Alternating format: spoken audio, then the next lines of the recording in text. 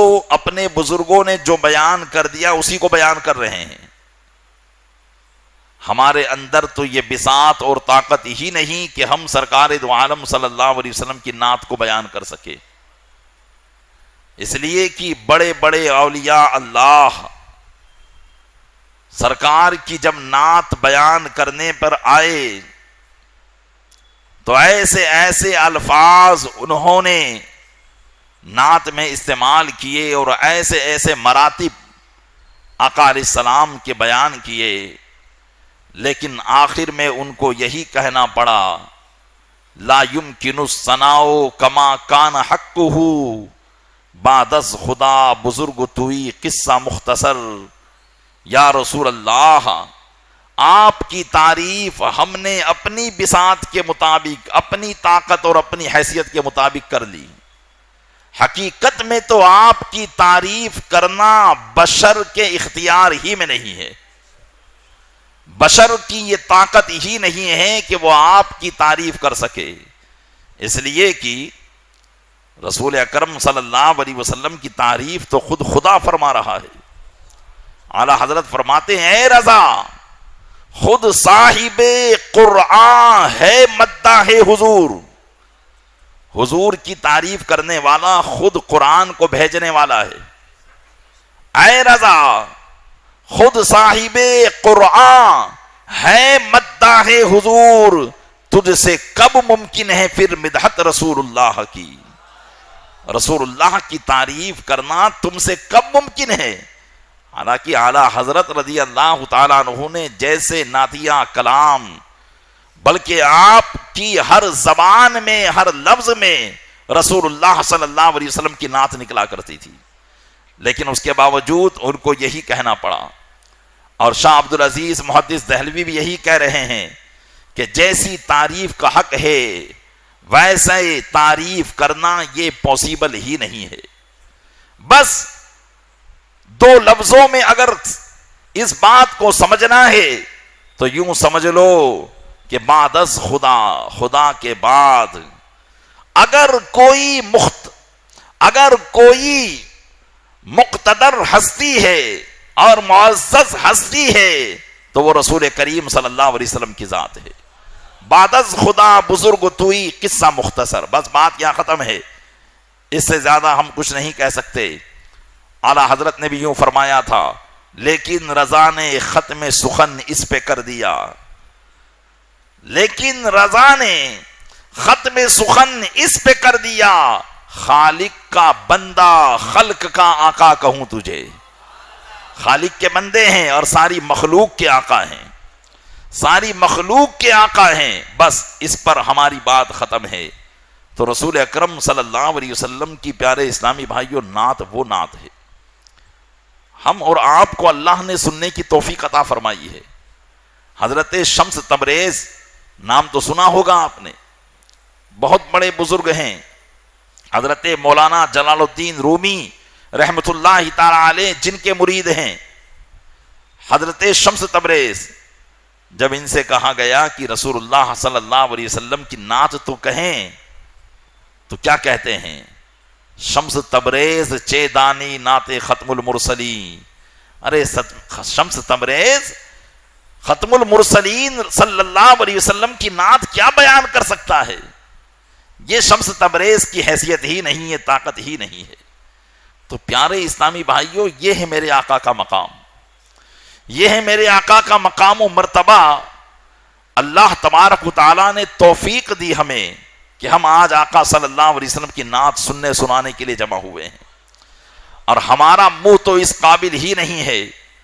بڑے بڑے بزرگان دین ان کی نعت اور ان کے نام نامی اس میں گرامی کا جو ادب کرتے تھے، ہمارا منہ تو اس قابل ہی نہیں ہے کہ ہم اپنی زبان سے ان کا نام پاک بھی لے سکے. حضرت غریب نواز کی پیر و مرشد حضرت خواجہ عثمان ہارونی رضی اللہ تعالیٰ عنہ فرماتے ہیں، ہزار بار بشویت دہن سے مشک و گلاب. فرماتے ہیں کہ اگر ہزار مرتبہ منہ کو مشک اور گلاب سے دھو لیا جائے، کتنی مرتبہ؟ ہزار مرتبہ.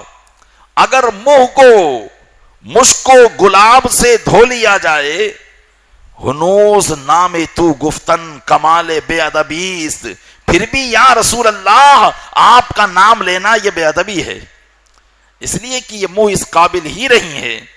یہ اللہ کا احسان ہے، فضل ہے کہ اس نے اس بات کی اجازت عطا فرما رکھی ہے۔ تو پیارے اسلامی بھائیوں، آپ جس کا ذکر سننے سنانے جمع ہوئے ہو، یہ وہ ذات پاک ہے، وہ ذات پاک ہے کہ اللہ تبارک و تعالیٰ کی قدرت کا شاہکار ہے۔ اللہ تبارک و تعالیٰ نے اپنے محبوب صلی اللہ علیہ وسلم کو ایسا پیدا فرمایا کہ جس کے مثل پیدا فرمایا ہی نہیں ہے۔ اسی لیے ہمارا یہ عقیدہ ہے، یہ اہل سنت و جماعت کا عقیدہ ہے کہ رسول اکرم صلی اللہ علیہ وسلم کی نظیر، آپ کا مثل ہونا یہ امپوسیبل ہے، یہ محال ہے کہ آقا صلی اللہ علیہ وسلم کی کوئی نظیر پیدا ہو جائے۔ اللہ تبارک و تعالیٰ تو اس بات پر قادر ہے، لیکن ایسا ہو ہی نہیں سکتا کہ اللہ تبارک و تعالیٰ اپنے محبوب کے مثل کسی کو پیدا فرمائے۔ تو یہ اللہ کے محبوب صلی اللہ علیہ وسلم کی شان ہے۔ آئیے انہی کی شانوں میں سے کچھ شانیں ان کی حیات مبارکہ کے تعلق سے آپ کی خدمت میں عرض کرنے کی کوشش کرتا ہوں۔ درود پاک پڑھے، اللہم صلی علی سیدنا شفیعنا نبینا مولانا محمد مادر الجود والکرم وعلیہ بارک وسلم صلاۃ و سلام علیک یا رسول اللہ۔ جیسا کہ آپ حضرات کو معلوم ہے کہ ہمارا یہ جو بیان ہوتا ہے یہ سرکار دو عالم صلی اللہ علیہ وسلم کی سیرت مبارکہ پر ہم بیان کرتے ہیں، اور مسلسل یہ چند سالوں سے چل رہا ہے سلسلہ۔ پہلے تو ہو سکتا ہے گزشتہ سال کی یادیں آپ کو ہو یا نہ ہو کہ بیان ہم نے کہاں سے ختم کیا تھا، اور ہو سکتا ہے کہ ہم میں سے بہت سے وہ لوگ بھی ہوں جو آج ہمارے درمیان موجود نہ ہو۔ تو آپ کی یاد دہانی کے لیے بتاتا چلوں کہ گزشتہ سال جو ہم نے بیان کیا تھا وہ سرکار دو عالم صلی اللہ علیہ وسلم کی مدنی زندگی کے 8ویں سال کا بیان کیا تھا، جس کو سن ہجری 8 سے یاد کیا جاتا ہے۔ سرکار دو عالم صلی اللہ علیہ وسلم کی ہجرت سے ہجری سن شروع ہوا اور آج 1443 ہجری چل رہا ہے، تو سن ہجری 8 یعنی آقا صلی اللہ علیہ وسلم کو مدینہ منورہ مکہ سے تشریف لے جائے ہوئے 8واں سال تھا۔ اس سال کے جو واقعات ہوئے تھے وہ واقعات ہم نے آپ کی خدمت میں بیان کیے تھے، اور ان میں سے سب سے اہم واقعہ وہ تھا فتح مکہ۔ اللہ تبارک و تعالیٰ نے اپنے محبوب صلی اللہ علیہ وسلم کو اس مکہ مکرمہ کی وادیوں میں، جس میں سے آپ 8 سال پہلے نکلنے پر مجبور ہو گئے تھے، جہاں کے لوگ آپ کو مارنے اور قتل کرنے کے در پہ ہو گئے تھے، اور سازشیں رچ لی گئی تھی کہ اللہ کے محبوب کو راتوں رات شہید کر دیا جائے، لیکن اللہ تبارک و تعالیٰ نے اپنے محبوب پر کرم فرمایا اور دشمنوں کے جھرمٹ سے ان کے درمیان سے ایسے نکل کر گئے کہ کسی کو خبر تک نہ ہوئی، اور 8 سال کے اندر اندر میرے آقا صلی اللہ علیہ وسلم کو اللہ تبارک و تعالیٰ نے وہ طاقت و قوت عطا فرمائی کہ 8 سال کے بعد 10,000 کا لشکر جرار لے کر مکہ مکرمہ میں تشریف لے آئے، اور مکہ مکرمہ کو فتح کیا، اور کعبۃ اللہ شریف کو معبودان باطلہ سے پاک و صاف کیا، 360 بتوں کو نکالا، اور وہ لوگ جو رسول اللہ صلی اللہ علیہ وسلم کے دشمن تھے، کبھی آپ پر پتھر پھینکا کرتے تھے، کبھی آپ کو مجنون کہتے تھے، کبھی پاگل کہتے تھے، کبھی شاعر کہتے تھے، کبھی کاہن کہتے تھے، اور حتیٰ کہ جو آپ پر ایمان لاتا ان کو تہہ تیگ کرتے تھے، طرح طرح کی سزائیں دیا کرتے تھے۔ میرے آقا صلی اللہ علیہ وسلم کی اس شان و شوکت کو دیکھ کر اور اس دبدبے کو دیکھ کر آج مکہ والے لرز رہے تھے، کانپ رہے تھے کہ آج اللہ تبارک و تعالیٰ نے محمد صلی اللہ علیہ وسلم کو وہ شان و شوکت عطا فرمائی ہے، آج طاقت و قوت ان کے قبضے میں ہے، غلبہ ان کا ہے، آج یہ چاہیں تو ہم سب کو چن چن کر بدلہ لے سکتے ہیں اور قتل کر سکتے ہیں، لیکن میرے آقا کی رحیمی کریمی پر جان نثار ہم کر دیں۔ میرے آقا صلی اللہ علیہ وسلم نے جب دیکھا کہ مکہ کے لوگ ڈرے ہوئے ہیں، دبکے ہوئے ہیں، سروں کو جھکا کر کھڑے ہوئے ہیں اور انتظار کر رہے ہیں کہ آپ کے لب سے کیا جاری ہوتا ہے، کیا زبان پر آتا ہے، کیا یہ تو نہیں آئے گا کہ جب ایک بادشاہ جب فتح حاصل کر لیتا ہے تو وہ اس کا حکم یہ صادر کرتا ہے کہ جتنے لوگوں نے ہم سے دشمنی کی تھی سب کو قید کر لیا جائے، گرفتار کر لیا جائے، ان کو قتل کر دیا جائے۔ ابھی لوگ یہی سوچ رہے تھے کہ ہمارے حکم میں ہمارے تعلق سے کیا حکم صادر ہوتا ہے کہ رحمت عالم کی زبان پاک سے نکلتا ہے، انتم الطلقاء، تم سب آزاد ہو، ہم نے سب کو معاف فرما دیا ہے۔ یہ رحیمی کریمی کی شان میرے آقا صلی اللہ علیہ وسلم نے ایسی فتح مکہ کے دن بتائی کہ تا قیام قیامت ایسا رحم و کرم کوئی دکھا نہیں سکتا ہے۔ میرے آقا صلی اللہ علیہ وسلم نے سب کو معاف فرما دیا اور سب کو اختیار دے دیا کہ جو ایمان لانا چاہے تو وہ ایمان لے آئے اور جو ایمان نہیں لاتا تو اس پر زبردستی نہیں ہے۔ یہ میرے آقا صلی اللہ علیہ وسلم کی رحیمی کریمی کی شان تھی۔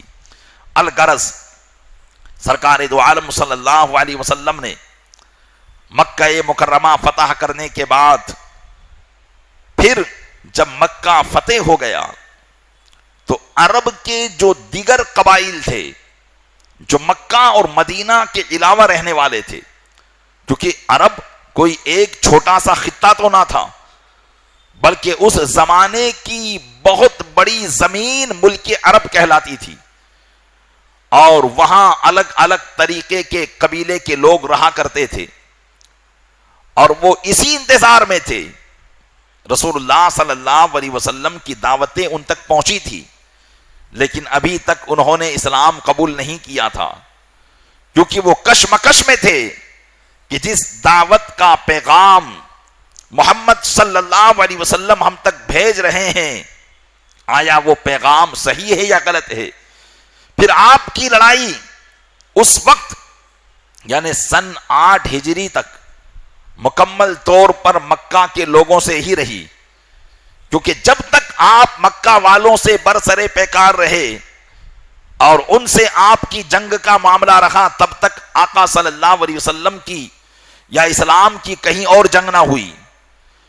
جب قریب والے ہی دشمن بنے ہوئے تھے تو دور کی طرف کیا نظر ڈالی جائے، لیکن جب مکہ فتح ہو گیا تو وہ عربی قبائل جو اس فکر میں تھے کہ اگر محمد صلی اللہ علیہ وسلم شکست کھا گئے تو پھر ہم اپنے مذہب پر قائم رہیں گے، اور اگر قریش شکست کھا گئی اور مکہ کے لوگ ان سے ہار گئے تو ہم پھر سمجھ لیں گے کہ ہاں محمد صلی اللہ علیہ وسلم کا دین سچا ہے، پھر ہم ان پر ایمان لے آئیں گے۔ تو لوگ اسی بات کا انتظار کر رہے تھے۔ جب مکہ مکرمہ فتح ہو گیا تو عرب کے دیگر قبائل مکہ مکرمہ آنے لگے اور رسول اللہ صلی اللہ علیہ وسلم کے دست حق پرست پر ایمان لانے لگے۔ اکثر قبائل عرب مکہ میں حاضر ہو کر ایمان لے آئے، لیکن مکہ مکرمہ سے کچھ 45-50 کلومیٹر کی دوری پر ایک جگہ ہے جس کا نام حنین تاریخ میں یاد کیا جاتا ہے۔ حنین جب آپ مقام جعرانہ، جس کو ہمارے ہندوستانی بھائی جورانا کہتے ہیں، جہاں پر بڑا عمرہ کیا جاتا ہے، مقام جعرانہ اسی راستے پر آگے چل کر حنین کا مقام کہلاتا ہے، اور چونکہ مقام جعرانہ مکہ مکرمہ سے 26 کلومیٹر کی دوری پر ہے اور وہاں سے آپ کچھ اور 20 کلومیٹر جائے تو مقام حنین آتا ہے.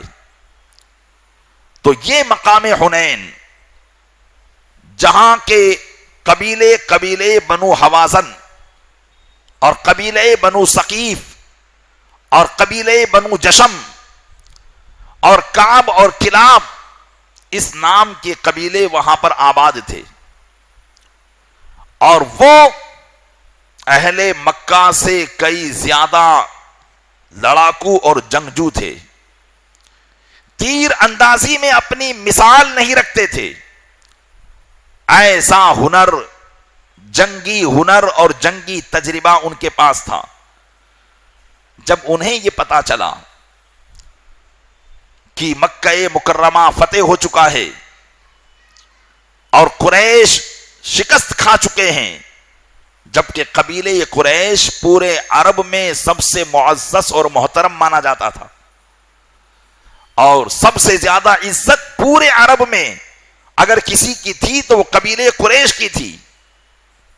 تو جب قبیلے بنو حوازن کو پتا چلا، حنین کے رہنے والوں کو پتا چلا کہ قریش مکہ تو شکست کھا گئے ہیں اور ان میں سے بہت سے لوگ اپنے پرانے دین کو چھوڑ کر دین اسلام قبول کر چکے ہیں، انہوں نے اسلام قبول کر لیا ہے، تو اب قبیلے بنو حوازن کو اپنی فکر ہوئی. لیکن ان کو غرور و تمکن نے ایسا ڈبو رکھا تھا کہ بجائے اس کے کہ وہ بھی اللہ کے محبوب کی بارگاہ میں حاضر ہو کر ایمان لے آتے، انہوں نے اپنے دل میں دشمنی کی آگ کو پیدا کیا.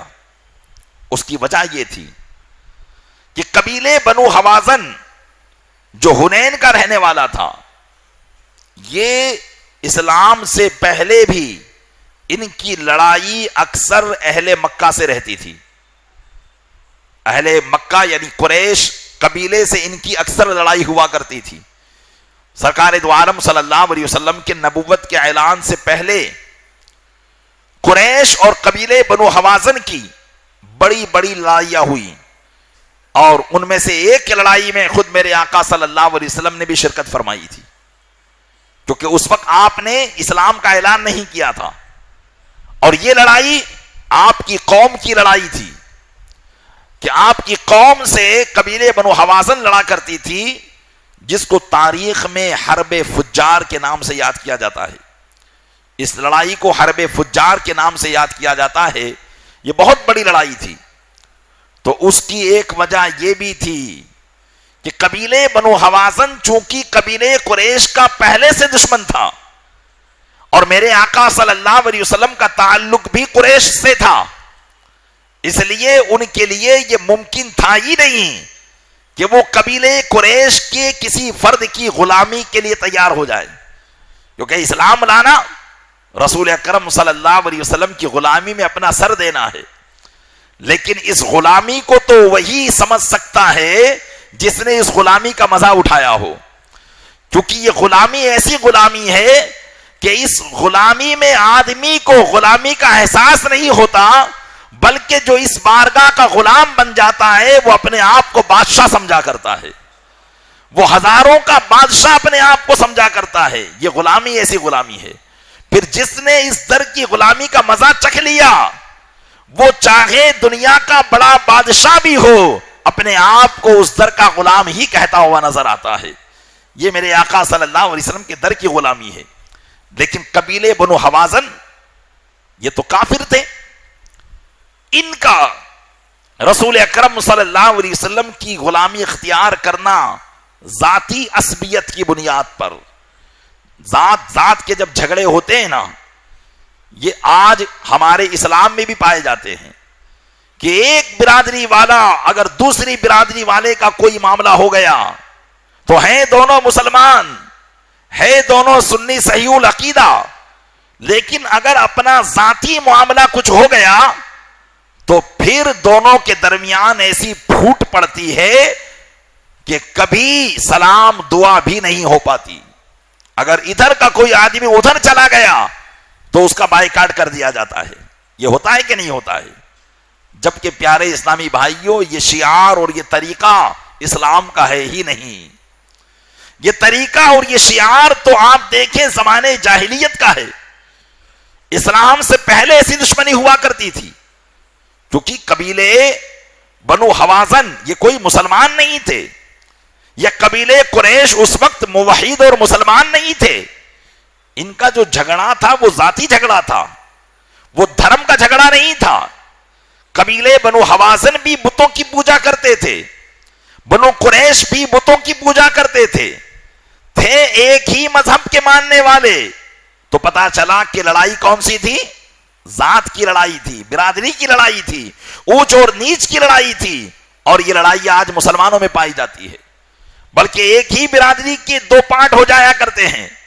اللہ تبارک و تعالیٰ ایسی جہالت سے ہمیں محفوظ فرمائے کہ اسلام کے آنے کے بعد بھی اگر بندے میں ایسی جہالت موجود ہے اور وہ ایک مسلمان سے اپنی ذاتی برادری کی وجہ سے تعلق قطع کر رہا ہے، رشتہ داری توڑ رہا ہے، تو اللہ تبارک و تعالیٰ کی بارگاہ میں اسے اس کا بہت بڑا بھگتان پیش کرنا پڑے گا. ایک حدیث پاک ہم نے پڑھی جس میں رشتہ داری کی جو ہے اہمیت معلوم ہوئی. اللہ کے محبوب صلی اللہ علیہ وسلم ارشاد فرماتے ہیں کہ کل بروز قیامت جب مومنین کے گناہ بخش دیے جائیں گے اور ان کو جنت میں جانے کا حکم دے دیا جائے گا، سارے معاملات ختم ہو گئے، اب جنت میں جانے کا حکم مل گیا، تو جب مومنین جنت میں جانے لگیں گے تو کچھ تو وہ مومن ہوں گے جو جنت میں چلے جائیں گے، اور کچھ وہ ہوں گے جن کے راستے میں کچھ آ کر کھڑا ہو جائے گا. اور وہ کیا ہوگی؟ وہ قطع تعلقی ہوگی، وہ رشتہ داری کو توڑنا ہوگا. اور وہ رشتہ داری صلہ رحمی اللہ کی بارگاہ میں عرض کرے گی کہ مولا دنیا کے اندر انہوں نے صلہ رحمی کا پاس نہ کیا تھا، اپنے رشتہ داروں سے بناؤ نہ کیا تھا، اگرچہ یہ مسلمان تھا، لہذا ان سے ہمارا حق دلوا دے. ان کو اس کی وجہ سے روک لیا جائے گا. تو پیارے اسلامی بھائیوں، آپ غور کریں کہ قطع تعلق کتنا بڑا گناہ ہے، رشتہ داری توڑنا کتنا بڑا گناہ ہے کہ آدمی ذاتی مفاد کی خاطر اپنے دوسرے لوگوں سے ایسا دور ہو جاتا ہے کہ اس کو سلام کلام کا بھی نہیں رکھتا. تو پیارے اسلامی بھائیوں، اگر ذاتی دشمنیاں آپس میں ہو جائے تو جتنا جلدی ہو اسے ختم کرنے کی کوشش کرنی چاہیے، اور جلد از جلد اپنے اس بھائی کو اپنے سے خوش کر لینا چاہیے، ورنہ کل قیامت کے دن بلکہ قبر میں بھی یہ باتیں عذاب کا سبب بن سکتی ہے. اللہ تبارک و تعالی ہماری قبر میں بھی راحت عطا فرمائے اور حشر میں بھی ہمیں راحت عطا فرمائے، اور ہمیں ہر اس کام سے بچائے جو اللہ اور رسول سے کی محبت سے ہمیں دور کرنے والے کام ہے. اس لیے کہ ہم مسلمان ہیں. حدیث پاک میں ہے، اللہ کے محبوب صلی اللہ علیہ وسلم ارشاد فرماتے ہیں مسلمان کی محبت کس لیے ہونی چاہیے؟ فرماتے ہیں الحب فی اللہ والبغض فی اللہ. مسلمان کی محبت اللہ کے لیے ہو اور مسلمان کی دشمنی بھی اللہ کے لیے ہو. یہ ذاتی دشمنی مسلمان کے لائق نہیں ہے، بلکہ اس کی دشمنی تو اللہ کے لیے ہونی چاہیے. آج ہم نے اللہ اور رسول کے لیے دشمنی کو چھوڑ دیا. آج اللہ اور رسول کے دشمنوں سے ہم ہاتھ ملاتے ہیں. آج بد مذہبوں سے ہم رشتے کر رہے ہیں. آج بد مذہبوں کی دعوتیں ہم کھا رہے ہیں. آج بد مذہبوں کے ساتھ اٹھنا بیٹھنا ہمارا ہے. ہم وہ جو ہمارے آقا کا دشمن، ہمارے آقا صلی اللہ علیہ وسلم کی شان میں اول فول بکنے والوں کو اپنا رہنما اور پیشوا ماننے والے لوگوں کے پیچھے وہ نماز پڑھنے والا، اور ہم اس سے تعلقات بنائے جا رہے ہیں. یہ الحب فی اللہ نہیں ہے، یہ البغض فی اللہ نہیں ہے، بلکہ البغض فی اللہ یہ ہے کہ اگر کوئی اللہ اور رسول کا دشمن ہو جائے تو ہم اس سے اپنی دشمنی کو قائم کر لیں. پہلے اس کو سمجھائیں اور اچھی بات بتائیں، صحیح راستہ دکھائیں. اگر وہ سمجھنے کے لیے تیار نہیں ہے تو پھر اس سے بات ایسی ختم کر دیں جیسے دودھ سے مکھی کو نکال کر پھینک دیا جاتا ہے. یہی ہمارے ایمان کے لیے بہترین بات ہے، اور یہی بات ہمارے ایمان کو پختگی عطا کرے گی، اور یہی بات انشاءاللہ تبارک و تعالی دنیا میں بھی ہمیں سرخرو اور باعزت کرے گی، اور آخرت میں بھی ہمیں عزت عطا فرمائے گی. اللہ تبارک و تعالی حقیقی معنوں میں ہمیں مومن بننے کی توفیق عطا فرمائے۔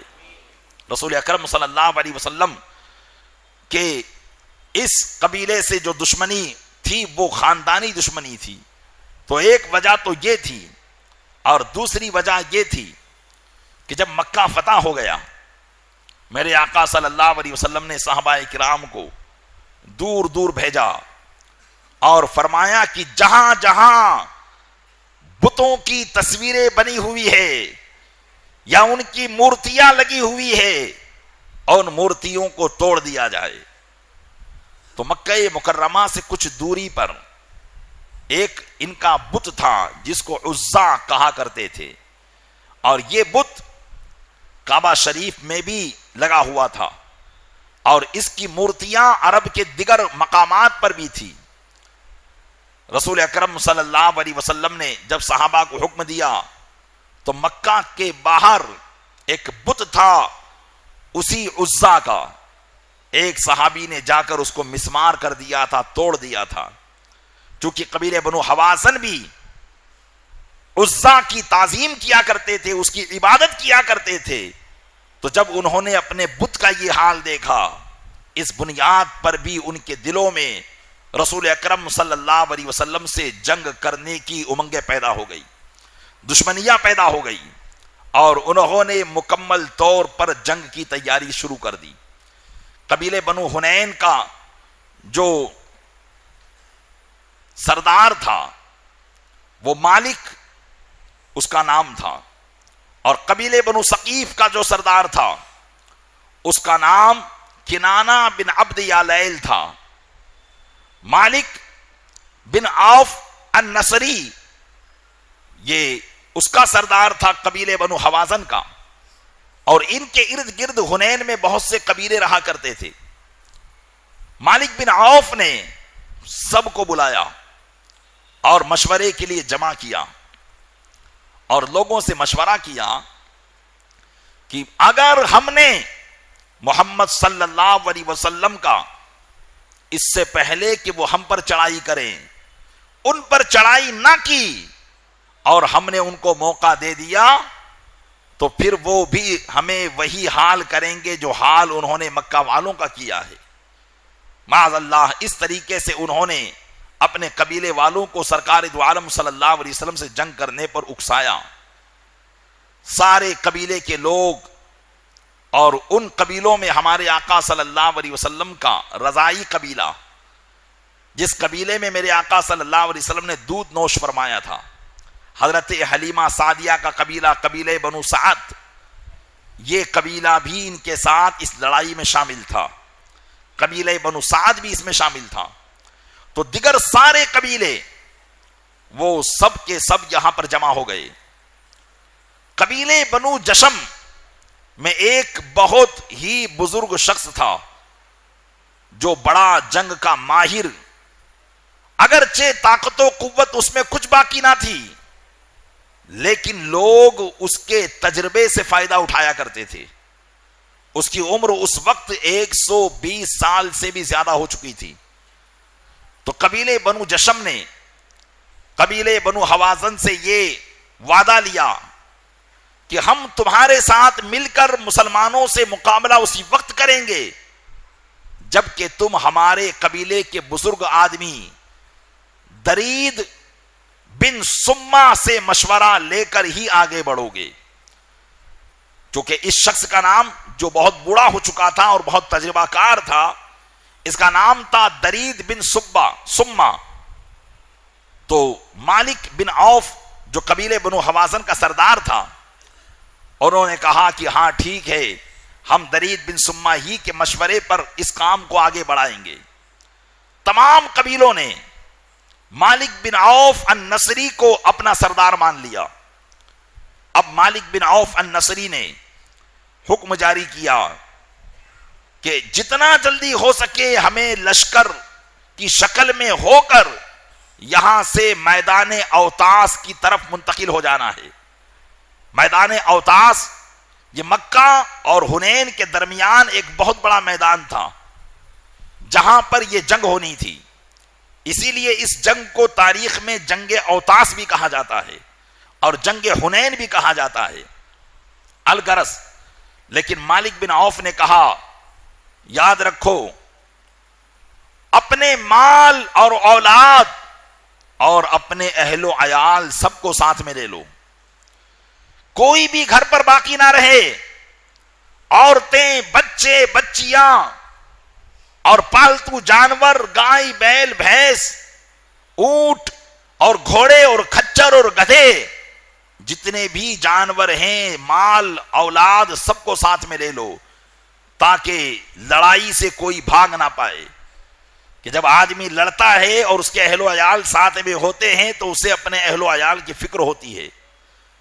تو اس نے یہ کہا کہ ایسی طاقت بنا کر چلو تاکہ ہم میں سے کوئی بھی واپس نہ ہو سکے، اور ہر ایک آدمی اپنی ایڑی چوٹی کا زور لگا دے اور جان کی بازی لگا دے، جس کے سبب مسلمانوں کا ہم خاتمہ کرنے کے لیے کامیاب ہو جائیں۔ غرض کی اس کے کہنے کے مطابق تمام قبیلے کے لوگ تیار ہو گئے اور سب نے اپنے اہل و عیال، مال اور اولاد کو ساتھ میں لے لیا، اور حنین سے میدان اوتاس کی طرف چلے۔ جب یہ میدان اوتاس میں پہنچے تو مالک بن عوف نے سب کو اپنے اپنے خیمے لگانے کے لیے کہا کہ سب اپنے اپنے خیمے لگا لیں۔ اتنے میں قبیلے بنو جشم کا جو بزرگ رسیدہ آدمی تھا، عمر رسیدہ آدمی تھا، جس کی عمر بہت زیادہ ہو چکی تھی، چونکہ وہ چل بھی نہ سکتا تھا، لوگ اس کو ڈولی میں بٹھا کر لائے تھے، چنانچہ اس کو وہاں پر اتارا گیا۔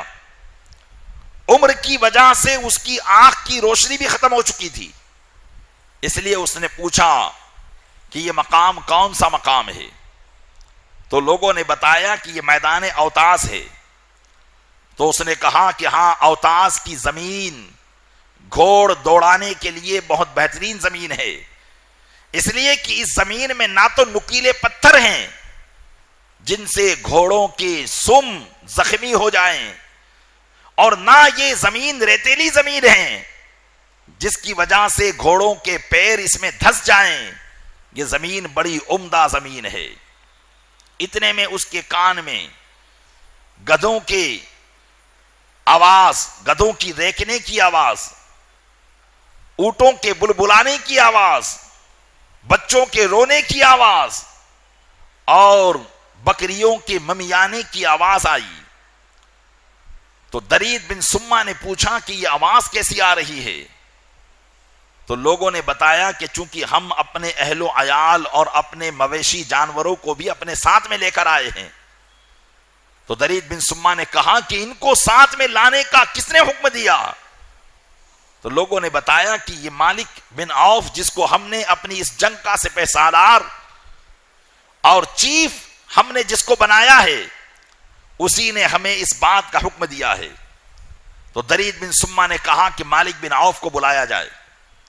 لوگوں نے مالک بن عوف کو درید بن سما کے سامنے پیش کر دیا۔ تو درید بن سما نے پوچھا کہ تم نے اس بات کا حکم دیا؟ تو اس نے کہا کہ ہاں میں نے دیا۔ درید بن سما نے پوچھا اس کی وجہ کیا ہے؟ کہنے لگا اس کی وجہ یہ ہے کہ میں نے یہ بات اس لیے کہی تاکہ کوئی میدان جنگ چھوڑ کر نہ بھاگے۔ جب آدمی کے ساتھ اس کے اہل و عیال ہوتے ہیں تو اسے اپنی جان سے زیادہ اپنے اہل و عیال کی فکر ہوتی ہے، اور وہ اپنے اہل و عیال کے لیے لڑتا ہے اور ان کو میدان سے چھوڑ کر نہیں جاتا ہے۔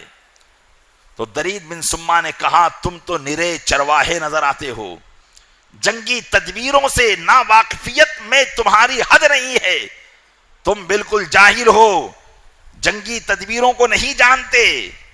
بھلا بتاؤ، کیا جو شخص میدان سے ہار جاتا ہے، شکست کھا جاتا ہے، اور جسے اپنی جان کے بچانے کی پرواہ ہوتی ہے، کیا وہ کبھی اپنے بعد والوں کی بھی پرواہ کرتا ہے؟ کبھی اہل و عیال کی فکر کرتا ہے؟ ہر شخص اپنی جان کو زیادہ چاہتا ہے۔ لہذا میں کہتا ہوں کہ جنگ شروع ہو اس سے پہلے ان اہل و عیال کو واپس بھیج دو، تاکہ تم اطمینان کے ساتھ ان سے لڑ سکو۔ پھر درید بن سما کہنے لگا اگر محمد صلی اللہ علیہ وسلم شکست کھا گئے تب تو کوئی بات نہیں، ورنہ اگر تم شکست کھا گئے، کیونکہ درید بن سما تجربہ کار تھا، کہنے لگا میں یہ بات اس لیے کہہ رہا ہوں کہ محمد صلی اللہ علیہ وسلم کوئی معمولی شخصیت نہیں ہے، میں اگرچہ ان کا ہم مذہب نہیں، میں نہ ان کا ہم نوالا نہیں، یا مجھے انہوں نے کوئی مہمان نوازی نہ کی، میں اس لیے کہتا ہوں کہ وہ بہت بڑے کریم النفس ہے، ان کی طبیعت میں نفاست ہے۔ ارے جنہوں نے قریش کے تکبر کو توڑ دیا اور مکہ کو جنہوں نے فتح کر لیا، پھر اے قبیلے حوازن تمہاری کیا حیثیت ہے کہ تم ان کے مقابلے میں کھڑے رہو؟ چنانچہ درید بن سما کی یہ گفتگو مالک نے جب سنی تو اس نے کہا کہ تم تو پیرے فرتوت ہو چکے ہو، کھسٹ بوڑھے ہو چکے ہو، تمہیں صرف بزدلی ہی آتی ہے، میں نے جو سوچا ہے بالکل صحیح سوچا ہے، اگر تم کو مشورہ دینا ہے تو دوسرے مشورے دو، ایسا مشورہ نہ دو جس سے قوم بزدل ہو جائے۔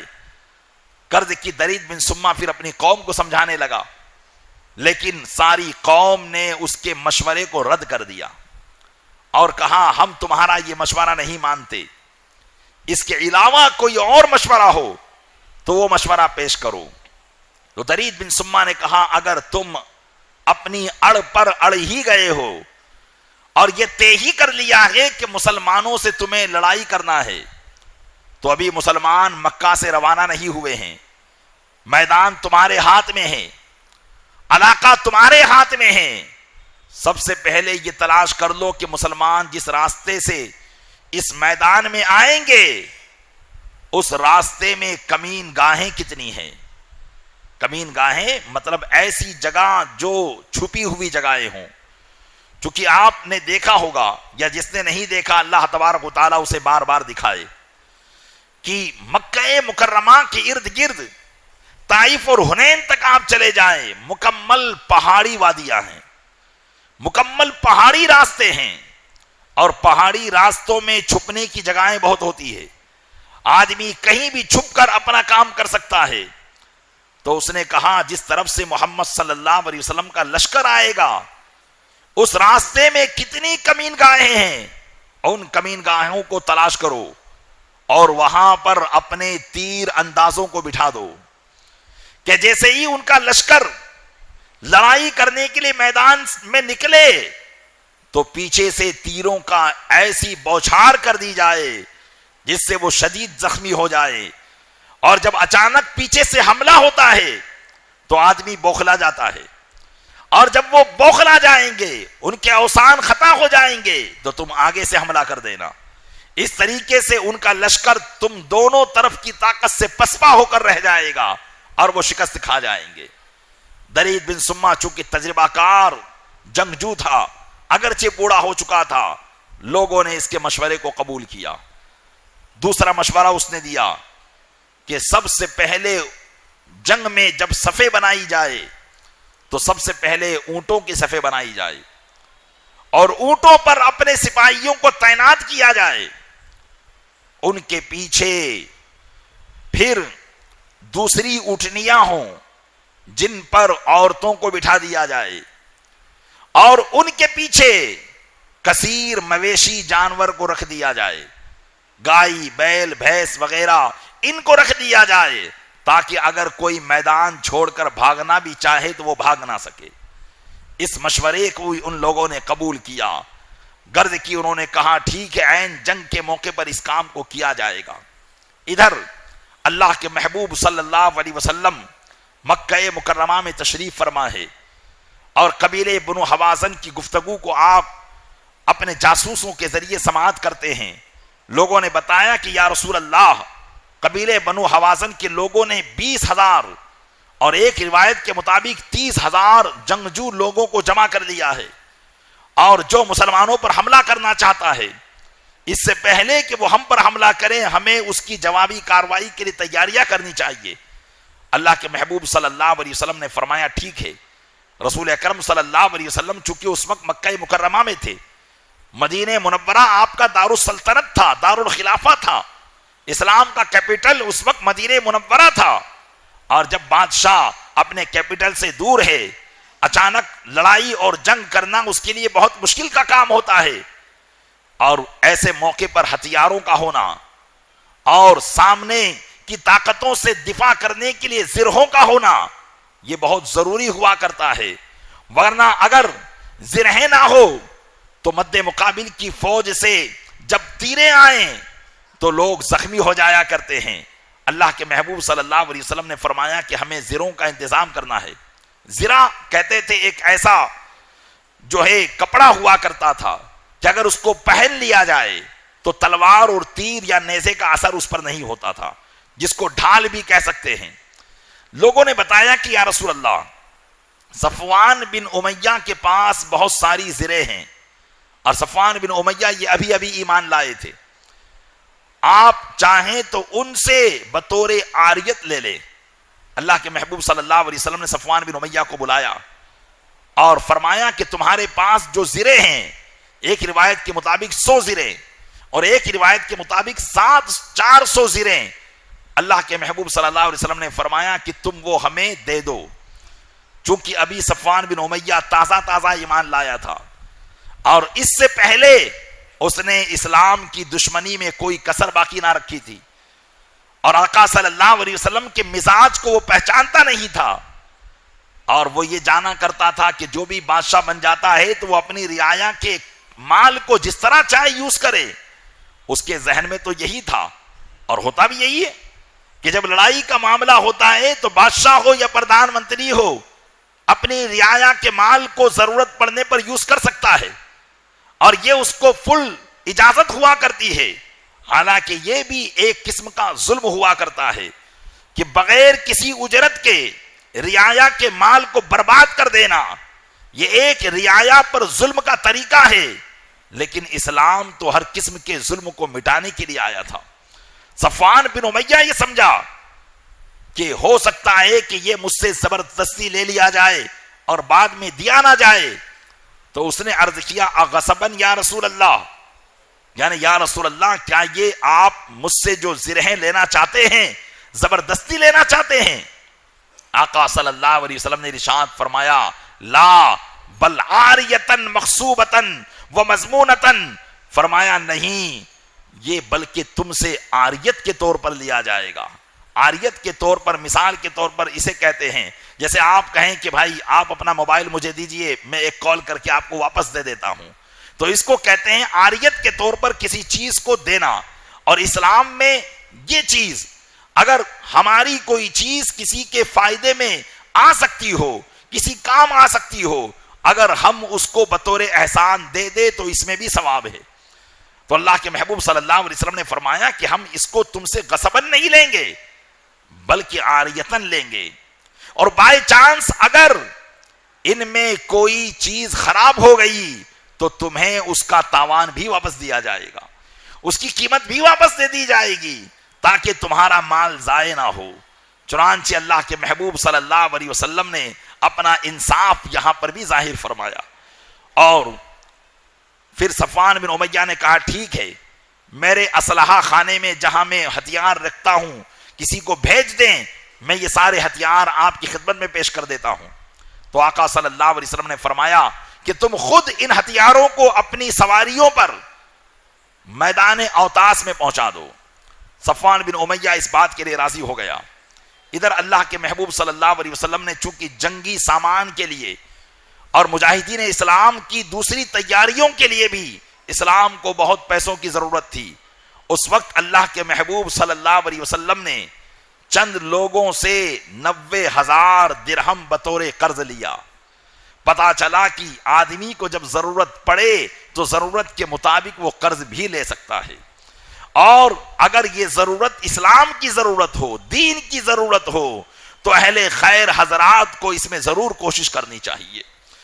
اگر قرضے کے طور پر کوشش کرنا پڑے تو قرضے کے طور پر کریں، اور اگر اللہ تبارک و تعالیٰ نے حیثیت عطا فرمائی ہے تو اپنی حیثیت کے مطابق ضرور دین کی خدمت کرنے کی کوشش کرنی چاہیے. دیکھیے اللہ کے محبوب صلی اللہ علیہ وسلم مالک و مختار ہیں. آپ اگر چاہیں تو زمین کی مٹی کو سونا بنا سکتے تھے, وہ جو چاہے کر سکتے تھے. اللہ کے محبوب صلی اللہ علیہ وسلم نے جو اس قسم کے معاملات اختیار فرمائے تو یہ آپ کی مجبوری نہیں تھی, بلکہ اپنی امت کو درس دینا تھا کہ زندگی دونوں طریقوں سے گزاری جائے گی. اللہ تبارک و تعالیٰ کے کچھ بندے ایسے ہوں گے جو مفلوق الحال ہوں گے, اور کچھ ایسے ہوں گے جن کو اللہ تبارک و تعالیٰ نے بطور امانت اپنا مال دیا ہوگا. لہذا جو خوشحال ہوں وہ مفلوق الحال کی مدد کر سکیں, چاہے اپنے عطیہ کے ذریعے, صدقہ کے ذریعے, یا چاہے قرضہ کے ذریعے. تو یہ قرضہ لینا جبکہ اس کو دینے کی مکمل نیت ہو اور دل میں کسی قسم کی کمی اور کوتاہی یا خیانت نہ ہو, تو یہ اللہ کے محبوب کی سنت کریمہ ہے. سرکار دو عالم صلی اللہ علیہ وسلم نے اتنی اہم جنگ کے لیے 90,000 درہم صحابہ کرام اور مکہ کے جو لوگ تھے ان سے قرضے پر لیا. صفوان بن امیہ سے بھی آقا علیہ السلام نے 40,000 درہم جو ہے قرضہ لیا, اور دیگر حضرات سے بھی قرضہ لیا گیا. غرض کی سرکار دو عالم صلی اللہ علیہ وسلم نے پھر اپنے جاسوس حضرت درود پاک پڑھے اللہم صلی علی سیدنا شفیعنا نبینا مولانا محمد مادل الجود والکرم وآلہ وبارک وسلم صلاۃ و سلام علیک یا رسول اللہ صلاۃ و سلام علیک یا حبیب اللہ. حضرت عبداللہ بن ابو حضرت رضی اللہ تعالیٰ عنہ کو ارشاد فرمایا کہ تم خاموشی سے جاؤ اور دشمن کی فوج کا اندازہ لگا کر آؤ. حضرت عبداللہ بن ابو حضرت صحابی رسول ہیں, یہ حنین کے اس میدان اوتاس میں گئے اور چھپتے چھپاتے ان کی آبادی میں پہنچ گئے جہاں ان کے خیمے لگے ہوئے تھے. انہوں نے ان کی ساری تیاریوں کو دیکھا اور پھر دھیرے دھیرے مالک بن عوف النصری جو اس پوری جماعت کا سردار تھا اور ان کا سپہ سالار تھا, اس کے خیمے میں بھی پہنچ گئے. وہ اپنے ساتھ بڑے بڑے سرداروں کو لے کر بیٹھا ہوا تھا اور بڑی بڑی ڈینگیں مار رہا تھا. کہہ رہا تھا کہ مسلمانوں کو ابھی تک جو سابقہ پڑا اور ان کی جو ابھی تک جنگیں ہوئی وہ نا تجربہ کار لوگوں سے ہوئی ہے. ایسے لوگوں سے انہوں نے جنگیں کی ہے جن کو لڑائی کا کوئی تجربہ ہی نہیں تھا, جنگ کے کوئی قانون ہی معلوم نہیں تھے, اور ہمارا خاندان لڑائی میں بہترین کردار اور بہترین تجربہ رکھتا ہے. ہمارے پاس جو تیر انداز ہیں پورے عرب میں کسی کے پاس نہیں ہیں. بس 20,000 تلواریں جب ایک ساتھ چمکے گی تو ان کی فوج کا کام تمام ہو جائے گا. اس طریقے سے وہ بڑی بڑی ڈنگیں مار رہا تھا. حضرت عبداللہ بن ابو حضرت رضی اللہ تعالیٰ عنہ نے یہ ساری باتیں اس کی سنی اور وہاں سے فوراً روانہ ہو گئے اور آقا صلی اللہ علیہ وسلم کو ساری باتیں بتا دی اور ارشاد فرمایا کہ یا رسول اللہ, وہ اپنی تیاری ایسی کر کر آئے ہیں کہ ان کے ساتھ ان کے اہل و عیال بھی ہیں, گھر والے بھی ہیں, وہ اپنی اولاد اور مال کو بھی ساتھ میں لے کر آئے ہیں, اور ان کا مقصد یہی ہے کہ یا تو مر کر جائیں گے یا مار کے جائیں گے. انہی دو پہلو پر وہ اس جنگ کرنے کے لیے آئے ہیں. اللہ کے محبوب صلی اللہ علیہ وسلم نے ان کی اس خبر کا کوئی ایسا اثر نہ لیا جس سے صحابہ کرام کی ہمتیں پست ہو جائیں. اللہ کے محبوب صلی اللہ علیہ وسلم نصرت الہی کی بنیاد پر ہر کام کیا کرتے تھے. چنانچہ صحابہ کرام کو مشورے کے لیے بلایا اور ان کے سامنے یہ باتیں رکھی تو صحابہ نے عرض کیا یا رسول اللہ, جتنا جلدی ہو سکے ہمیں بھی یہاں سے کوچ کر دینا چاہیے. اللہ کے محبوب صلی اللہ علیہ وسلم نے تمام صحابہ کو کوچ کرنے کا حکم دیا کہ چلو اللہ کی راہ کے لیے اور اللہ کے دین کی مدد کے لیے. میرے آقا صلی اللہ علیہ وسلم کا یہ فرمان ہوا کرتا تھا, پھر چاہے کوئی کیسے ہی ضرورت میں ہو, کسی بھی کام میں ہو. پیارے اسلامی بھائیوں, ان کی یہ حالت ہوتی تھی کہ وہ اللہ کے محبوب کی ایک پکار پر اپنی ساری ضرورتوں کو, سارے کاموں کو چھوڑ کر ان کے قدموں میں حاضر ہو جایا کرتے تھے. حالانکہ ان کے گھر بار بھی تھے، بیوی بچے بھی تھے، مال و اولاد بھی تھے، کاروبار بھی تھے، تجارتیں بھی تھی، انہیں اس بات کا غم نہ ہوا کرتا تھا، انہیں تو اس بات کی فکر ہوتی تھی کہ کہیں اللہ کے محبوب کے بلاوے میں انہوں نے بلایا اور ہمارے پہنچنے میں کوئی تاخیر ہو جائے اور اللہ کی بارگاہ میں کوئی ناراضگی ہمیں حاصل ہو جائے تو ہماری دنیا اور آخرت دونوں بگڑ سکتی ہے۔